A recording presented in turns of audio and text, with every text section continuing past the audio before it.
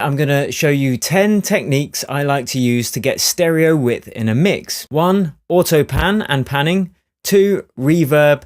3. Delay. 4. The Haas effect. 5. Sound design. 6. Parallel processing. 7. Mid-side processing. 8. Effects like choruses and phasers. And 9. Stereo widening plugins. And 10. Double tracking.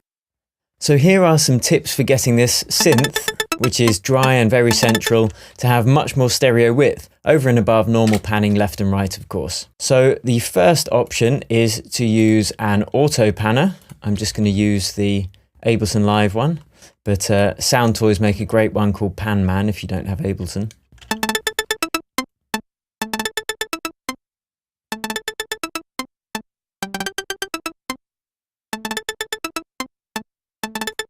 And it's always worth checking your stereo effect in mono as well, just to make sure nothing weird's happening.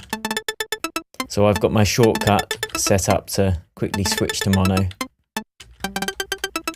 That's the first. The second stereo width technique is, of course, reverb, which is designed specifically to make things sound like they're in a large three-dimensional space.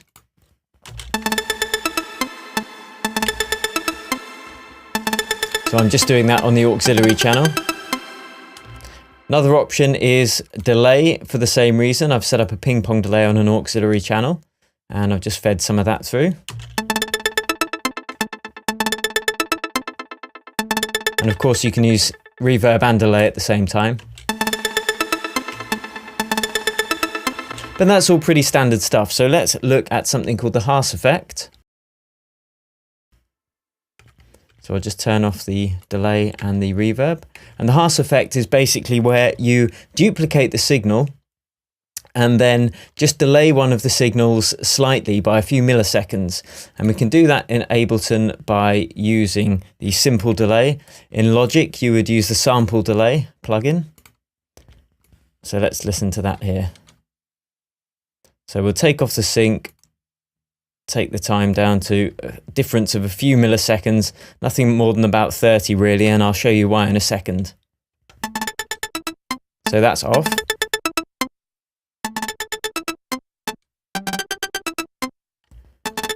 And always check the Haas effect in mono, because you can get a strange effect if you make it too long, the distance between those two signals.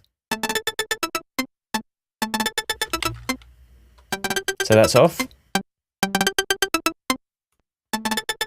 Now the Haas effect is really great and it's a fantastic way to add some stereo width from a mono signal.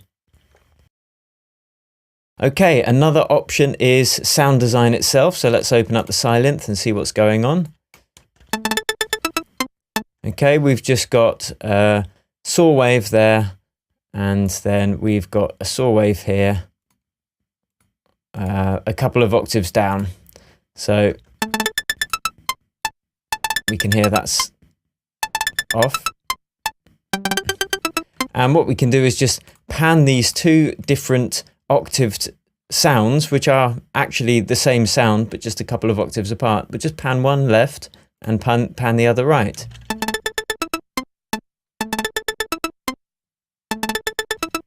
Instant stereo width. And this is really what it all comes down to. It comes down to processing two signals differently, because if the left and the right signals are identical, then it's mono, basically. For there to be any stereo sound, the left and the right signal have to be slightly different by definition.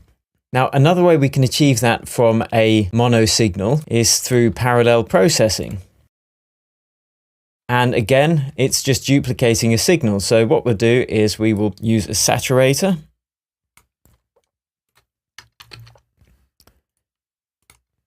Duplicate that, so we've got a dry signal. So now we've got, this is just the dry signal, and this is our saturated signal.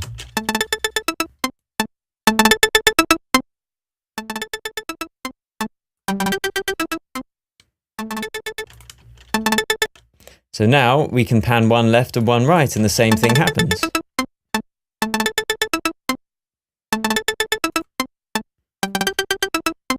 And you could process that slightly more if you wanted more of a difference.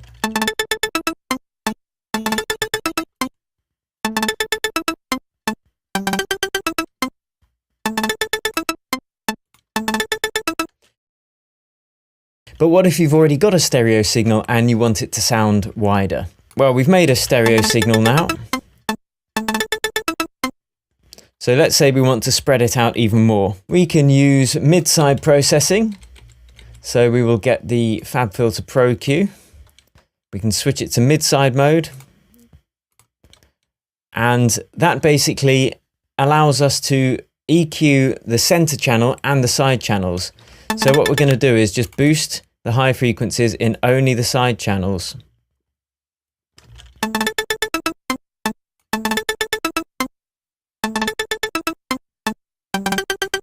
And we might cut them in the mono channel. Sorry, in the center channel.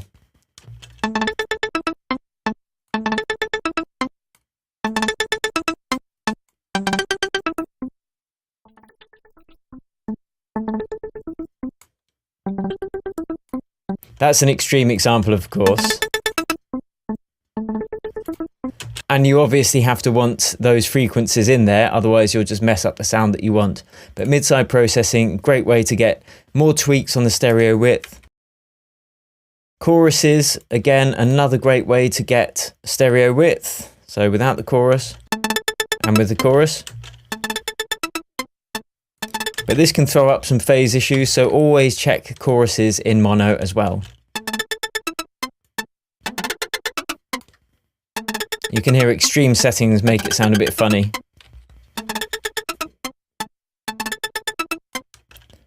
Phasers are another similar effect to chorus in so much as they can give things stereo width. But again, it colours the sound quite a bit, so you have to make sure you want that effect. And stereo widening plugins, they can also, unsurprisingly, increase the width of your sound.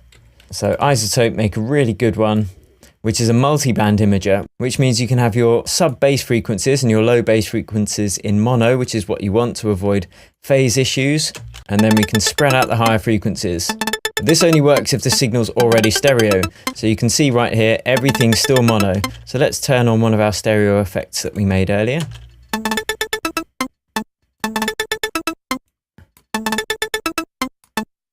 Now we can just spread it out even further.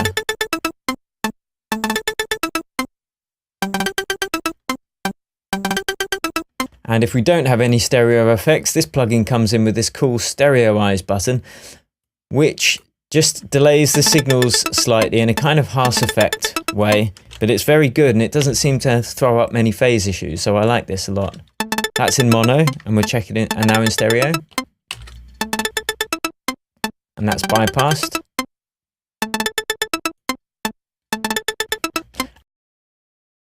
Now you can also double track things that you've recorded live as well. So if you've got guitars or vocals, you can record the same piece twice. And of course, being humans, it's never going to be exactly the same. So then you've got these slight discrepancies in the two signals. So you can just pan one left and one right. And this is very popular in vocal arrangements. And they are my top tips for getting stereo width in your sound. So have a play, and always remember to check your stereo effects in mono as well, making sure that the left and the right channel aren't cancelling each other out or causing strange phase issues.